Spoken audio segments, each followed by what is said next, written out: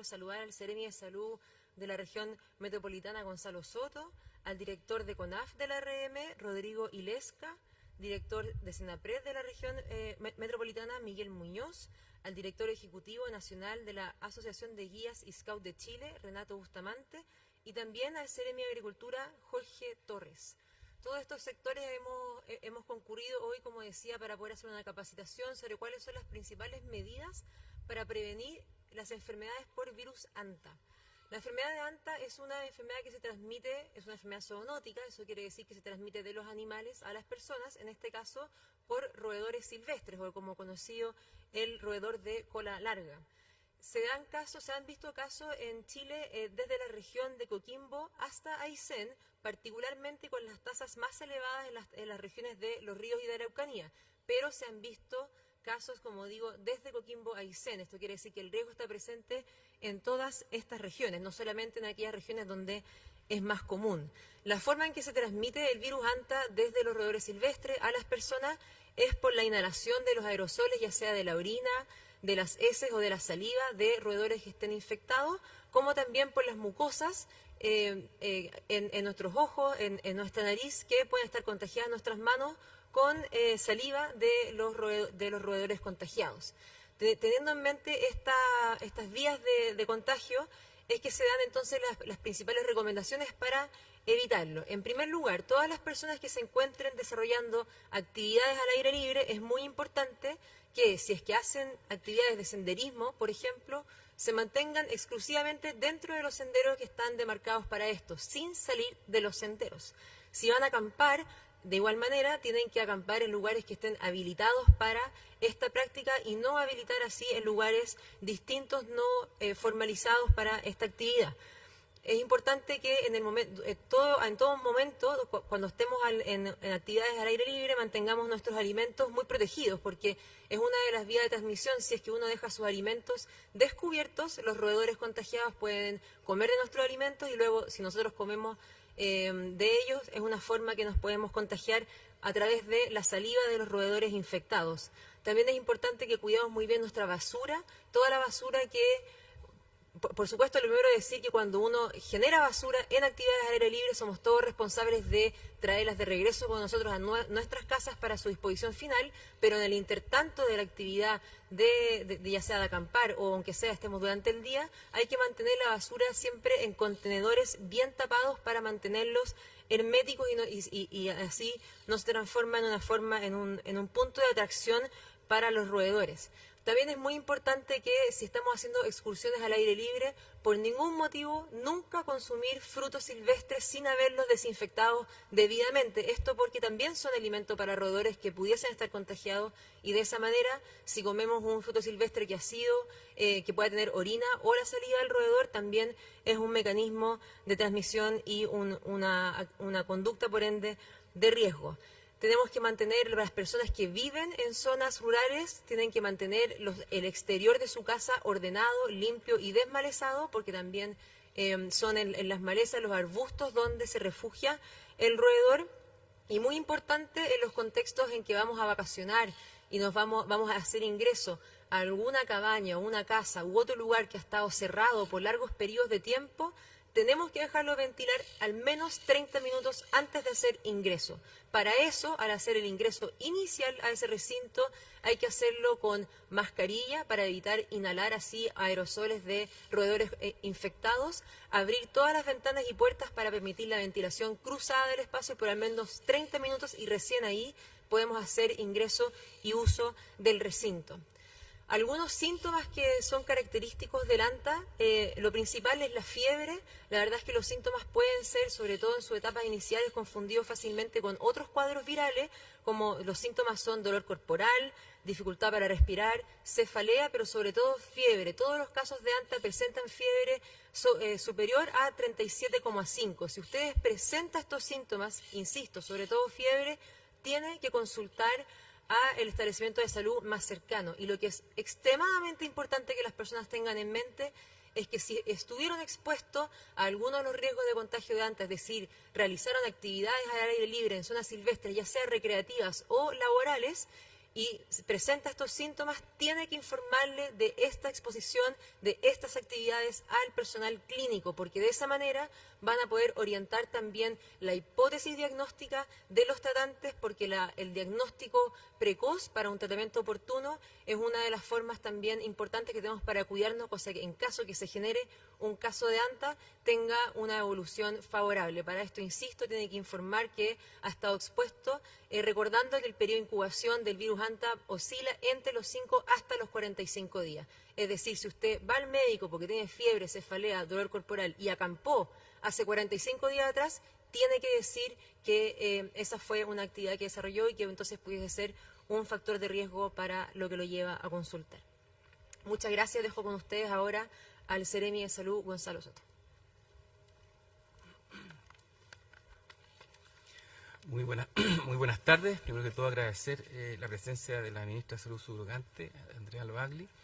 También al grupo de guía Scout de Chile, que ha sido posible contar con ellos justamente para poder reforzar estos pasos que hemos tenido de capacitación.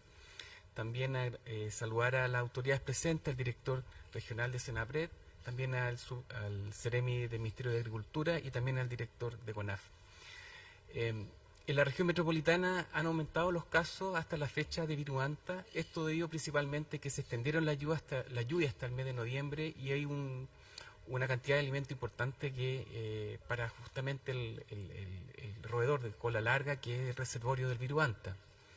Lamentablemente son 3 casos los que hemos hasta la fecha confirmado en la región metropolitana, principalmente de las comunas del sector occidente, el Monte, Talagante y también un sector rural de Maipú, y donde una de las 3 personas confirmadas ha fallecido, esto dando cuenta de una letalidad del 33%. Por eso es muy importante que estamos focalizando y reforzando las medidas de prevención, sobre todo también de focalizar a los grupos, en este caso el grupo Scout, que es un grupo que va a estar justamente durante toda esta temporada en campamento. Es importante que puedan conocer cuáles son las medidas de prevención que acaba de mencionar la ministra subrogante, y también sobre todo otros grupos de riesgo, que son los grupos de trabajadores agrícolas y por supuesto todas las personas que viven en los sectores rurales. Como Seremi Salud también hemos estado fiscalizando lo que corresponde a que son los campings. Es muy importante, si es que se va a acampar, sea en lugares que cuenten con una debida autorización. Son más de 30 campings los que se han fiscalizado en la región metropolitana.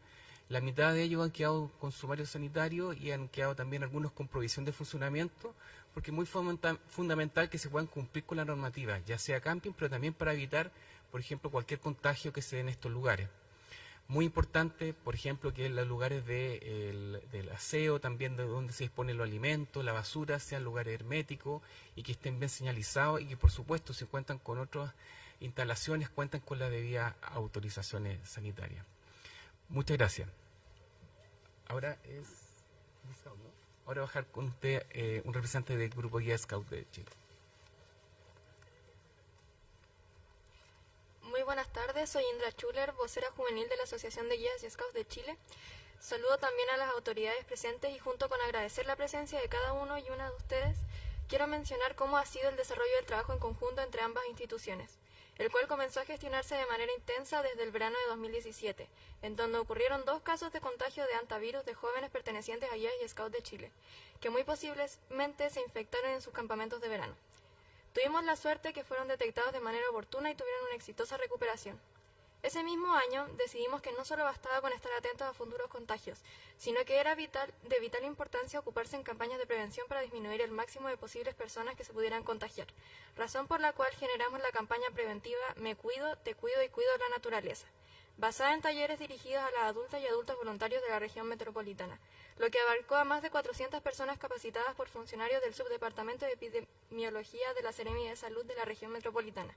Todo esto realizado en nuestra sede nacional, sumando al envío de trípticos con información relevante a todos los grupos guías y scouts del país. Esto permitió que también se replicaran las capacitaciones en distintas ciudades en regiones.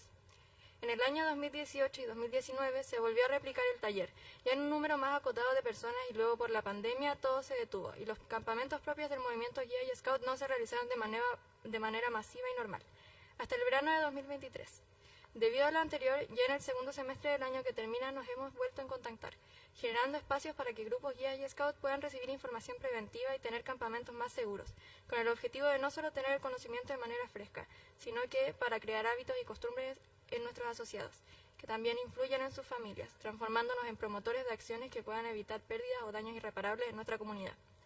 Para cerrar, resaltamos como institución las acciones que ha generado el Ministerio de Salud y por nuestro lado, como guías y scouts de Chile, estamos siempre listos para seguir ayudando en acciones preventivas, no solamente en contra del virus Santa, sino que cualquier riesgo que pueda afectar a la comunidad.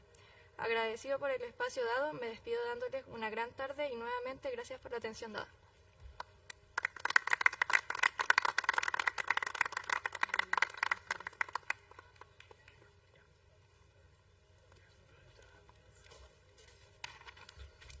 Hola, buenas tardes, ministra, subrogante Ceremis, director regional de Senapred y especialmente a la Asociación de Guías y Scouts de Chile. Mis palabras van referidas a la prevención frente a los incendios, en este periodo de mayor ocurrencia de incendios, que ya ha comenzado. Principalmente para los scouts o la gente que sale a acampar, tenemos algunas medidas de prevención. ¿Cuáles son estas? Principalmente no lanzar fósforos ni colillas de cigarros encendidas en los sectores abiertos. Nosotros podemos ver acá cómo está el pasto, cómo ha crecido de acuerdo con esta lluvia, y eso ha sido a lo largo de todo Chile. La idea es que estos sean apagados, ¿cierto?, y que los boten en algún recipiente para después un destino final fuera del aire libre. Queda una recomendación, y para que todo el mundo sepa, está estrictamente prohibido realizar todo tipo de fuego dentro de las áreas silvestres protegidas del Estado. O sea, dentro de ningún parque nacional, alguna reserva nacional o monumento natural está absolutamente prohibido el uso del fuego. Esto puede tener la sanción de que sea expulsado inmediatamente y puede tener penas de cárcel. Por otro lado, si utilizan cocinillas, que sean a gas o de cualquier tipo de elemento, hay que procurar, ¿cierto?, de que ésta esté protegida del viento y en un lugar seguro, para que no se voltee. Y tampoco tener estas cocinillas bajo los árboles o cerca de un pastizal, porque con los vientos también se puede provocar un incendio. La idea también es cuidar nuestro entorno natural una vez que regresemos a nuestra casa. Por lo tanto, es recoger toda la basura inorgánica, ¿cierto?, y disponerla finalmente o llevarlas con nosotros a nuestro lugar. Si van a utilizar herramientas o maquinarias que provoquen chispas, primero que todo hay que mantener despejado el sector donde va a ser, o bien humedecido, ¿ya? Porque a la presencia de cualquier chispa se puede generar un incendio. Y finalmente, si bien presencia de humo o si están ante un incendio, llamar al 130. El 130 es nuestro número de emergencia que está disponible las 24 horas del día, los 7 días de la semana y los 365 días del año. ¿Ya? Día y noche estamos atendiendo frente a esto. Y recuerden, ¿no es cierto?, que prevenir un incendio forestal es más fácil que combatirlo. Eso, muchas gracias.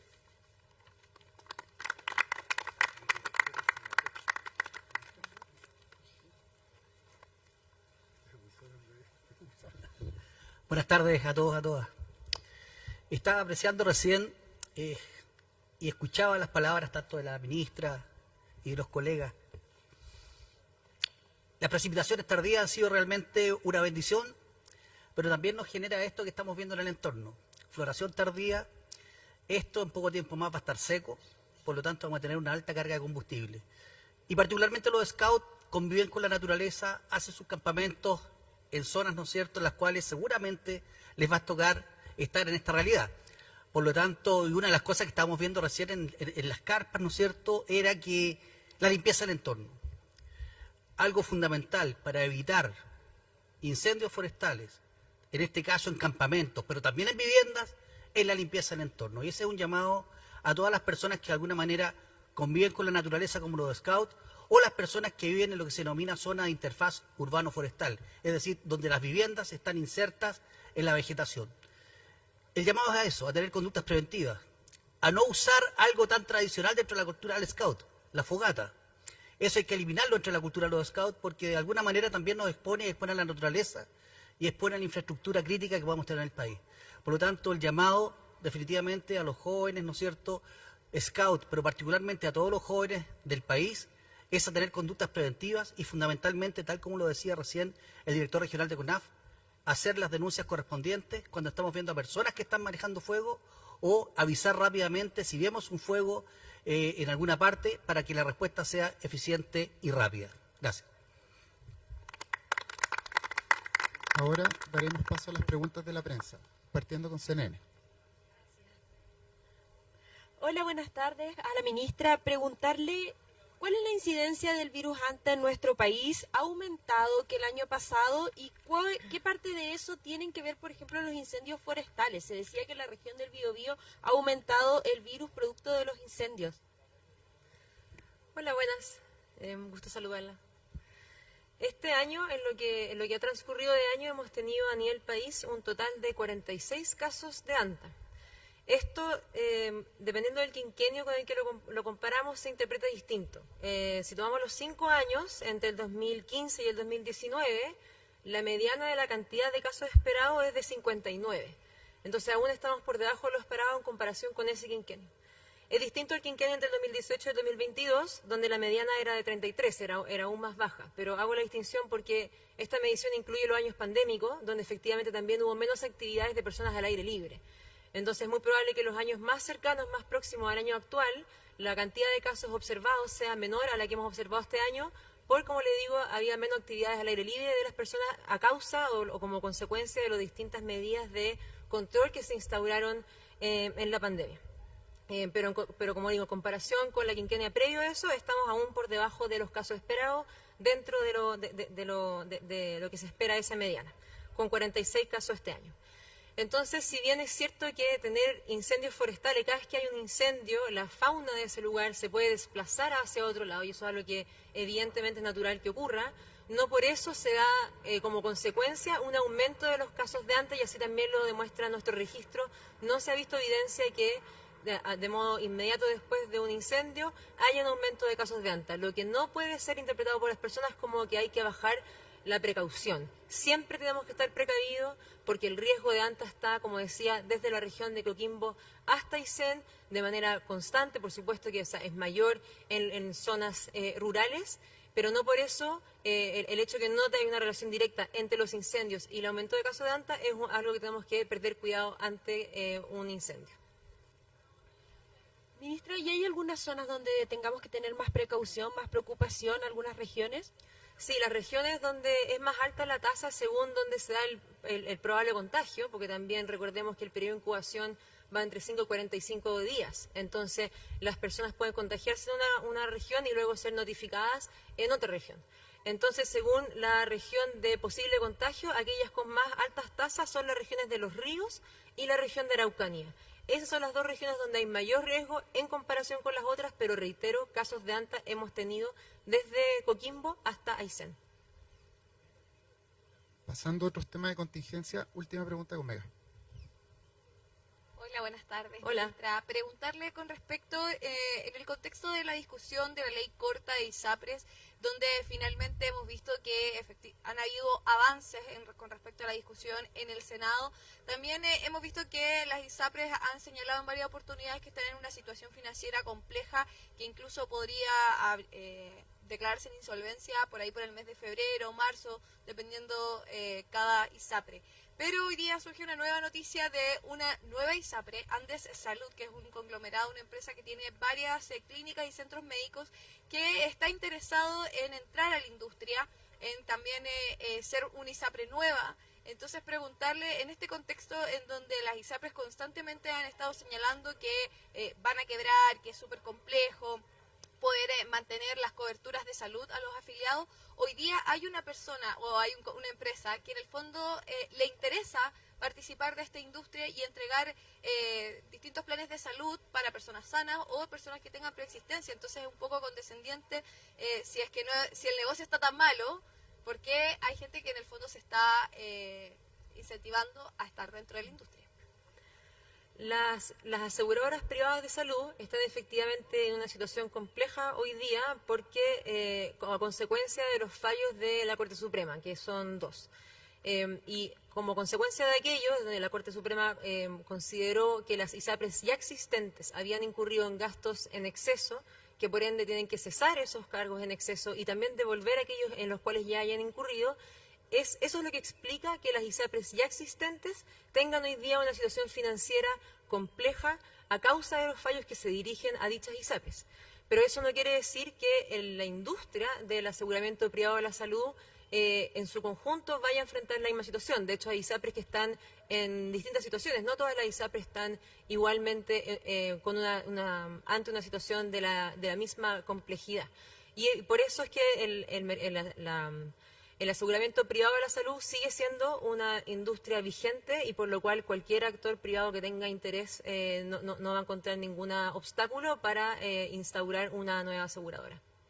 Claro, ministra, pero las razones en el fondo irían por la línea que esta nueva ISAPRE, que si es que entra a la industria, no tiene que cumplir con estos fallos, sino que tendría que modificar todo su modelo para poder cumplir con las tablas de factores, bueno, todo lo que ya hemos conocido anteriormente, pero eso las pone en un cierto punto de ventaja con el resto. Porque efectivamente si hay una ISAPRE nueva hoy, eso implica dos cosas, que no va a tener que enfrentar la devolución de aquello que ya se ha cobrado en exceso, es decir, el peso de la deuda, eso es algo que no tendría presente una ISAPRE nueva que surgiera ahora, ni tampoco tendría que ajustarse en poco tiempo a lo que así señalan los fallos en términos de cuáles son los cobros que se le pueden entregar a las personas y por ende el diseño inicial de su funcionamiento estaría más acorde a lo que hoy día nos indican los fallos de la Corte Suprema. Con esto damos término a la actividad y pasamos una foto grupal con todos los asistentes.